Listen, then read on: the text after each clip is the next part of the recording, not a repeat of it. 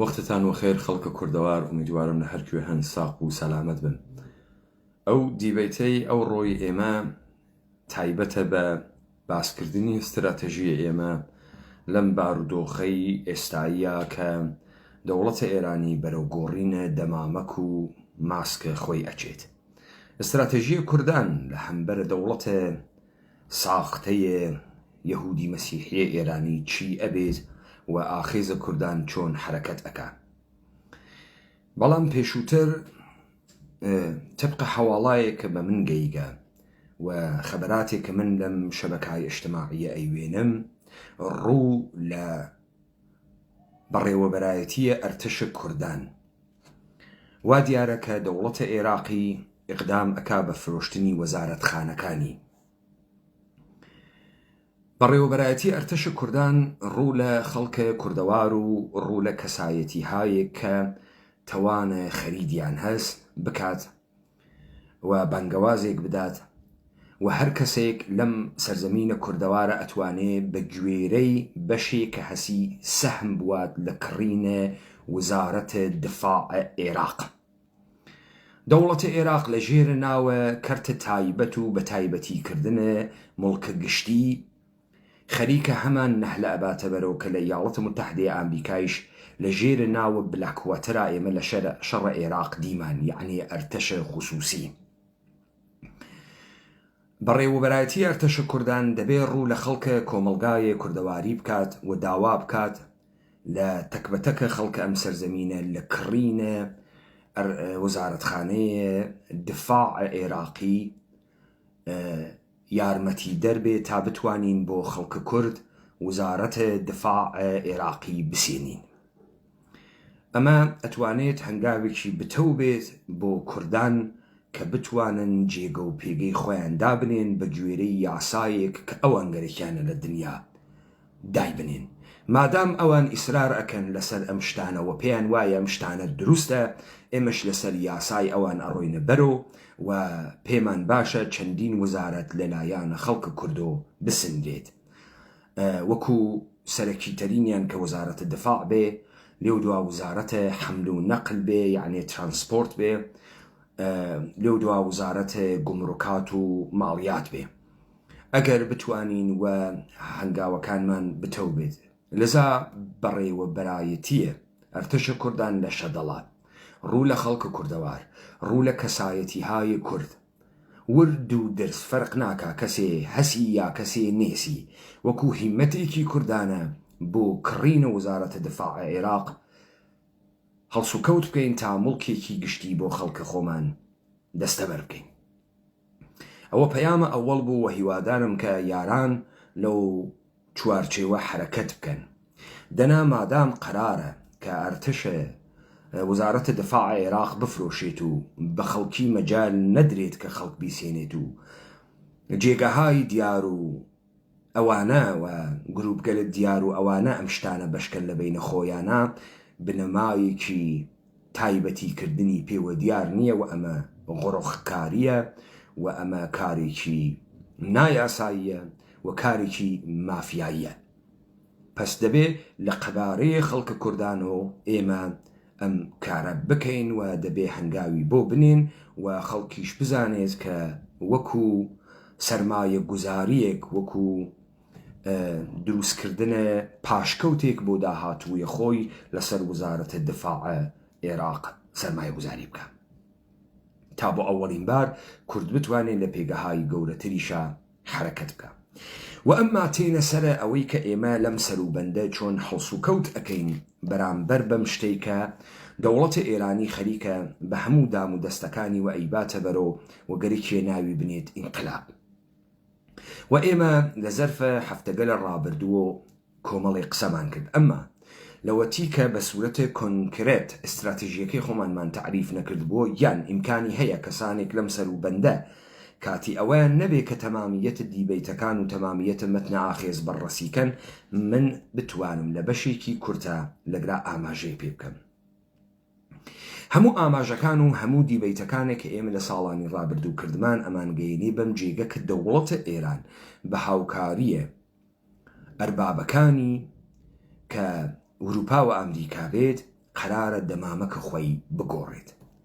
ئەمە قەتعیەتێکی واتیە ئێران دەبێ بیگۆڕێت، جمهوری ئیسلامی دەبێ دەمامەک بگۆڕێت، ڕێگەی بەرەو دوای نییە، دەبێ حتمەن بیگۆڕێت، کە ئەمە واسە حتمەن گۆڕانی واتیە مەگەر ئەوەی کە ترسێکی یەکجار گەورە دای بگرێت کە ئەو ترسە یەکجار گەورە هێزە ئێمە و قدرەتە ئێمە سوەنکانی هەست بەرەو مەسیرێکی تر بیوە، بەرەو هەر مەسیرێک بیوات.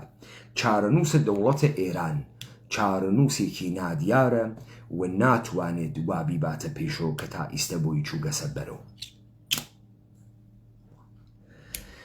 دەوڵەتە ئێران چۆن ئەدرێتە زەوی؟ ئایا ئێمە هاین بە شوێنە ئەوەی کە بە ملیۆن خەڵکمان لە پشتاوێت و هەست بکەین بەوەی کە بە ملیۆن خەڵک وا لە ژێرە فەرمانە ئێمە و ئەی کێشینێت دەرەوە و دەوڵەتە ئێرانی پێئەخەین؟ ئەمە لە تەوانە هیچ کەسێکان نییە ئیلا لە تەوانە ئەوانەی کە سەرچاوەیەکی بێنەهایەتی کەرەستەیان ها بەدەستەوە، کە معمولەن کەسانێکن لە ژێرە ناوە دەوڵەت و کۆمپانیگەلێک گەورەیەک کە ڕەنتە گەورەیان وانە بەردەسا، بە کەسان وەکو ئێمە مردمانێک کە لەگەڵ یەکتریا کۆبووگین و دەرخریاگین و تەعەیونمان پەیا کردگە ئەم شتە ئیمکان پەزیر نییە. پس هەنگاوی یەکەم ئەوەسە کە دەوڵەتە ئێرانی حتمەن خۆی ئەگۆڕێت، خەڵک بڕواتە خیابان نەڕواتە خیابان، حتمەن خۆی ئەگۆڕێت. ئێستا دەوڵەتە ئێران کێشەی وا لەکوێیە؟ یعنی ئێستا ئێمە قبوڵمان کرد ئایا ئێمە نائومێد ئەوین؟ نائومێدین لەوەی کە چوون ئەو کەرەستەی هابەدەسۆ خەریکە ئیرادەی خۆی ئەسەپێنێ بەسەرمانە بە هەموو دام و دەستگایە پێمان ئێژێ ئەمە ئینقلابە، ئەمە ئەبێت ناهومێد بین، دەبێ بڕۆینە دواوە، دەبێ کارێک نەکەین. نەخێر جوابەکەی وانە بەپێچەوانە ئێمە بە ئومێدێکی زۆرۆ بەڵکو بە مەچەکێکی قرسترۆ و ئوستوارترۆ تێنە مەیدانۆ. یەکەم شت ئێشێ بزانین زەعفە ئەم پرۆژە وا لەکوێ، زەعفە ئەم پرۆژە وا لەکوێوە بدەینەوە. زەعفە ئەم پرۆژە وا لە ئەوەی کە دەوڵەتە ئێران بە هەموو دام و دەستگایەکی وەگەرەکی بێژێتی ئەمە ئینقلابە، یەک ڕەوایەت، یەک فینکشن، کەواتە دەوڵەتە ئێران بە هەموو دام و دەستگای وەگەرەکی بێژێ ئەمە ئینقلابە. ئەمە بە چ کەڵکە دەوڵەتە ئێران تێت؟ بە چ کەڵکێکی تێ کە بە ڕێگەی ئێران ئینتەرنەشناڵ و وایساف ئەمریکا و تەمامە شەبەکەگە لە خارجی گەرەکیسی بێژێت ئەمە ئینقلابە، لە ڕێگەی پەکەکەوە، لە ڕێگەی کۆمەڵ و دموکراتۆ، لە ڕێگەی جمهوری خاهان و لە ڕێگەی مجاهدینی خەڵق و گەرەکیسی بێژێت ئەمە ئینقلابە. بزان دەوڵەتە ئێرانی گەرەکێ نەمایشێک لە ئینقلاب بدا تا بیگەیەنێ بە جێگەیەک کە ئەم جێگە سڕکردنە یاساکان جمهوری ئیسلامی ئیستەیەسە، یعنی وەزارەتە ئیتلاعات، یعنی حەفاظەتە ئیتلاعاتە سپا، یعنی دەستگای دادگستەری و خەڵکگرتن سڕەکە، تا بەو شێوە کە یا هەیئەتێک لە جمهوری ئیسلامی هەیئەتێک لە زاهرەن ئۆپۆزیسیۆن لەگەڵ یەکتریا ڕێکەون قۆناغە ئینتقاڵی دروستکەن. لەم قۆناغە ئینتقاڵیە ئەمانە دەبێت هەموو شتێکی کۆنیان سڕ کردبێت. بۆیە ئەم قۆناغە قۆناغێکی پڕ لە ترسە بۆ دەوڵەتە ئێران. یعنی تۆ هەموو شتێ سڕکەی بڵێ ئازادیە، بڵێ بەرەو گۆڕانە بنەڕەتی ئەچین، ئێشێ ئیتمینانێکت بوێت لەوەی کە لە دەسە دەرناچێت. ئەو ئیتمینانە چی پێتی ئەدات؟ ئەوەی کە ئەمە ئینقلاب بوو و ئیستا نوێنەرانە ئینقلابن کە خەریکن ئەم گۆڕانە دروست ئەکەن. بۆیە خەڵکەکە گوێڕایێڵە نوێنەرانە ئینقلابە. ئەمە گەورەترین ترسە دەوڵەتە ئێرانە. بۆ گەرەکێسی ئەمە فقط یەک ڕەوایەتی بوێ لەبەرەوەی خەڵکەکە لەو سەروبەندەی کە چەندین مانگە یا ساڵێکە تا لە ژێرە ناوەدانانی یاسا و تەرتیبکردنە ڕفراندۆم و ئەو جۆرەشتانەی بۆ شەکڵە تازەی دەوڵەتە ئێرانی ئەیوەنە بەرەو هیچ دەنگێکی تر نەوێت. دەنگ ئەمەوێتە ئینقلابمان کرد، سەرکەوتین دەوڵەتە ئینتقاڵیمان بۆ دروست ئەکەن. بۆ چون لەو سەروبەندە خەڵک ناتوانن بگرن، لەو سەروبەندە ناتوانن دەمە خەڵکی داکوتن، ناتوانن پرۆسەکان شکستەخوا لە دەستیانە ترازێ. ئاخێزە کوردان خەریکە ئێژێت کە ئەمە ئینقلاب نییەوە درۆ ئەکەن. پرسیارەکات ڕووداوەکان هەڵەبژێرێ باسییانەکە. مەسەڵەن تێدێژێ هەدەفە ئێوە لەم تەزاهوراتە برلینە چ بوو؟ ئەم تەزاوراتە برلینە بۆ حاڵە ئێوە خاسەکە، چون 100,000 کەس لە کناری یەکتریا کۆ بووبنەوە 100,000 کەس لە کناری یەکتریا کۆ بێتەوە شتێ دەرەخات. چ گۆڕانکاریە دروست ئەکات؟ کابرا دەمەوێت و تەڵی تەقیاقی جواوێکی نییە بیدا. وەڵا هەستەکەین ئێرانیەکان یەکگرتوو بوون. ئێرانیەکان چۆن یەکگرتوو بوون؟ یعنی ئێستا ئەمانە هاتوونەتە ئێرە لێرە کۆبوونەتەوە، ئەم یەکگرتوویە لە چیا بەردەوام ئەمێنێتەوە؟ سەبەبە ئەم یەکگرتوویە چ بوو؟ وەڵا گەرەکمانە پەیام بە دنیا بەهەنێرین. پەیام بە دنیا ئەهەنێرن چ اتفاقێک دروستەکە؟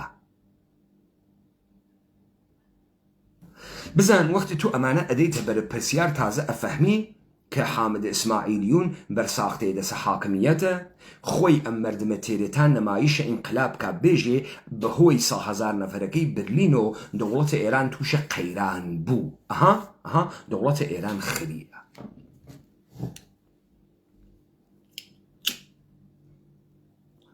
استراتیژیە ئەوڵە ئاخێزە کوردەوار حەملەکردنە بە تەکڕەوایەتیە. ئەم شتەسەوا پێژن ئینقلاب.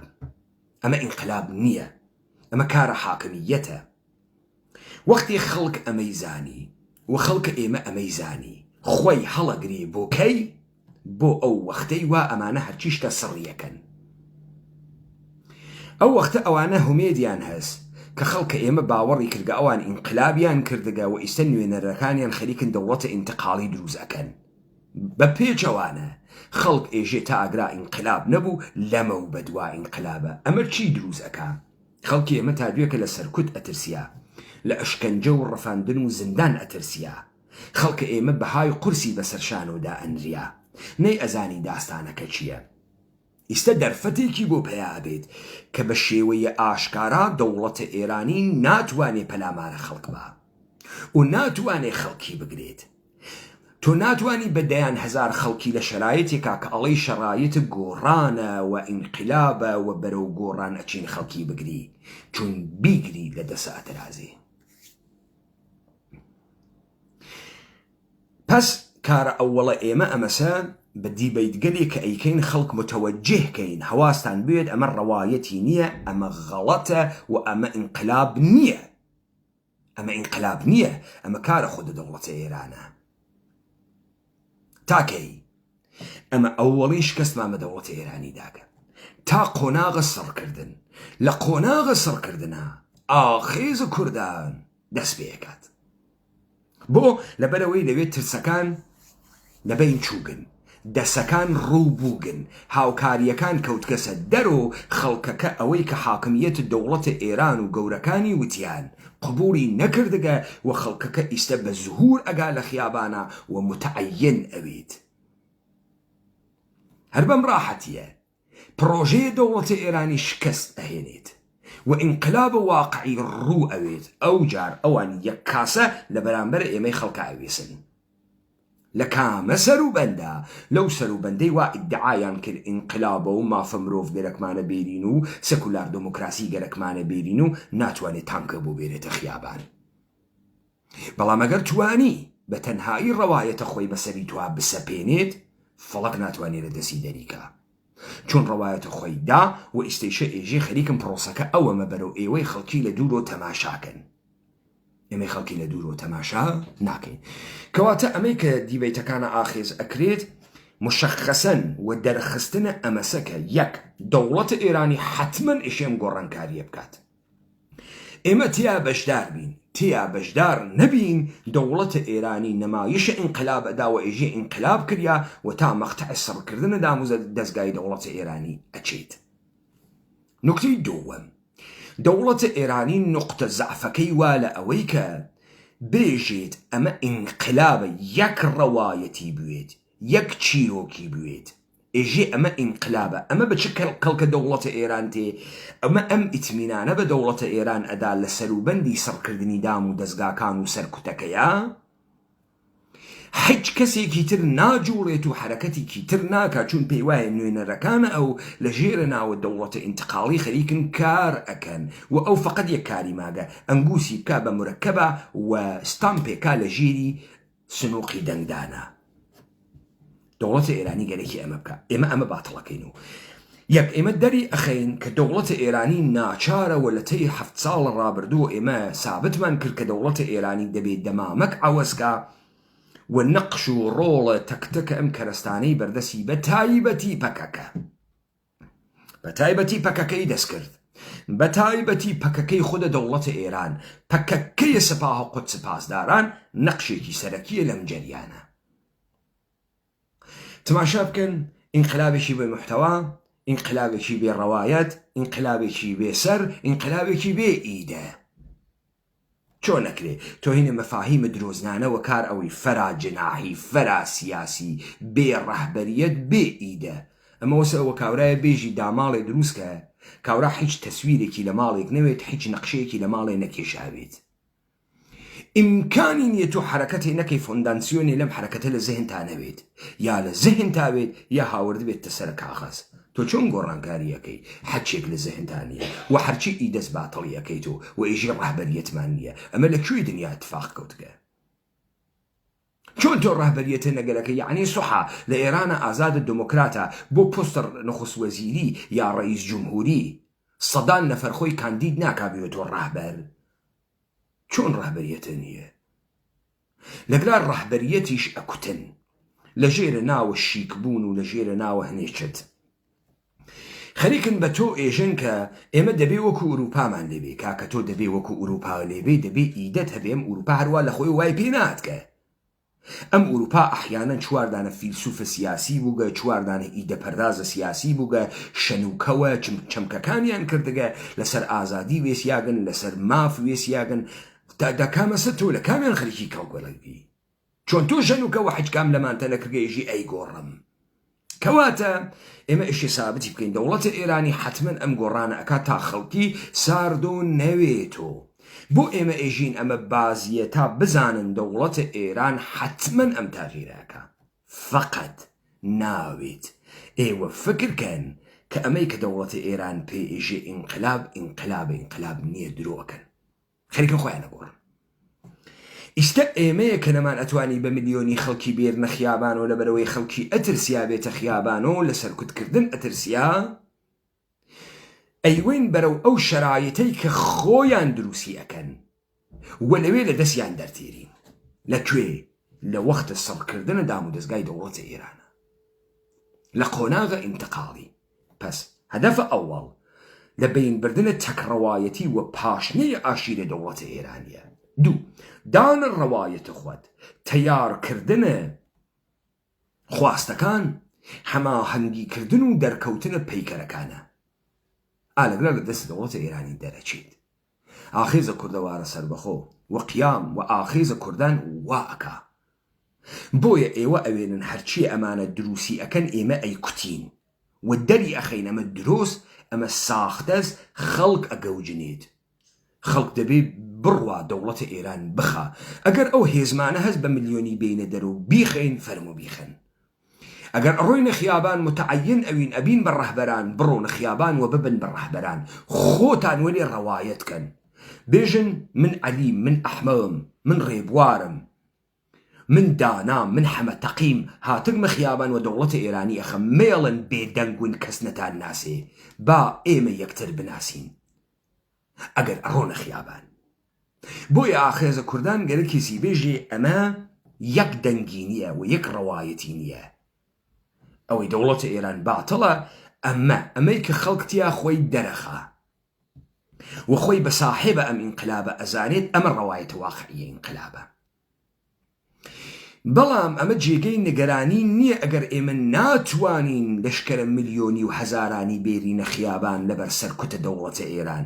ئێمە لە کەرەستەکەی خودە دەوڵەتە ئێران کەڵگۆرەگرین تا ئەگاتە مەقتەعی سەڕکردن. لە مەقتەعی سەڕکردنە ئاخێزە کوردان و دەرەکەفێ. ئالەوێسە کە ئەوان مەجبور ئەوەن چۆک دابدەن لە بەرامبەر تۆ ئەوان قوت ئەەکەی. ئەوان کارێکیان بۆ نامێنێتەوە مەگەر ئەوەی کە ڕواڵەت عەسڵیە خۆیان دەرخن لە دەرخستن ڕواڵەت عەسڵی خۆیشیانە بە چەقانەیە بەدەسە خەڵک کۆ ئەبنەوە. ئەمە تەمامیەتە استراتیژیەکە کە ئێمە بەحسی یەکەین بەو معنە نییە کە ئێمە گەرەکمانە ئینقلابی گەری لە دەوڵەت لە خەڵکە خۆمان بسێنینەوە بەڵکو گەرەکمانە خەڵک فازی ئینقلابی تر بێەوە سەرکەوین. سەرکەوتن یعنی ئەمەی کە تۆ استراتیژیت بوێت فەرماندەهیە شەڕکەی زەمینە بازیەکە بخوێنی نە گۆترە خۆتی تێبخەی بتکوژن گۆترە خۆتی تێبخەی ببی بە هەوێنە کارەکەیان گۆترە خۆتی تێبخەی هێز بە ئەوان بێ ئەوان ببنە ساحێ و دەسەڵات تۆ خۆتی تێخەی ئاگاهانە خۆتی تێخەی و تەمامیەتە دەسەڵات و منفعاتەکەی بۆ خۆ دەگەڕێنی تۆ. ئەمە کارێکە کە ئێمە ئەیکەین. پس قۆناغەکان لە بەرچاو بگرن ئەوەی کە ئێمە دەست ئەەکەین بە نەخدە ئەمانە ئەم ڕووداوانە کەرەستەکانە دەسە دەوڵەتە ئێرانی چهرەکان حیزبەکان و ڕەوایەتەکانی ڕەوایەت دەوڵەتە ئێرانی کە پاشنەی ئاشی لە ئەم گۆڕانکاریە گەورە سایشکێنین و لە کەناریە ڕەوایەتە ئینسانە متعین کە لە ئینقلابی خەریکین ئەدەین و لە کەناریە بە ئەیوە ئێژین نە یەئسی گەرەکە نە ناهۆمێدی گەرەکە. ئێمە سەرکەوتنمان نزیکە سەرکەوتنێک کە بە عەقڵ بەدەستی تێرین سەرکەوتنێک کە پلان و استراتیژیمان هەست بۆی سەرکەوتنێک کە خۆمان تەیار و ئامادە کردگە لە شەرایەتە عەینی و مادیەکە مەوجودە نە ئیدەز نە یوتوپیاس نە خیاڵە بەڵکو ئەمریکی واقعە لەسەر عەرزی سفتا ئێمە خەریکین تەعقیبی یەکەن و ئەیبەینە بەرەوە. مفەسەڵ لەسەر ئەمانە لە کڵاب هاوسیشە قسە ئەکرێت و لە کاناڵە تەلەگرامیا دائەنرێ. واجبە سەرشانە هەر ئینسانێکی ئینقلابیە نەهێڵێت ئەم قڕۆخکاریە لە ڕەوایەت بوێت دەنگەکانە ئێمە بگەڕێنن بە ناوە خەڵکە نێگەرەکە ناوە ئێمەی لێبن نێگەرەکە ناوە ئاخێزی لێبن ئەگەر هەر هەستێکی لێکەن فقط ئەم دەنگانە بگەڕێنن بە ناوە خەڵکە تا خەڵک ئامادەبێت بۆ ئەو ساعەتە سفرە سەڕکردنە دەوڵەتە ئێرانە. نایەوە خۆش.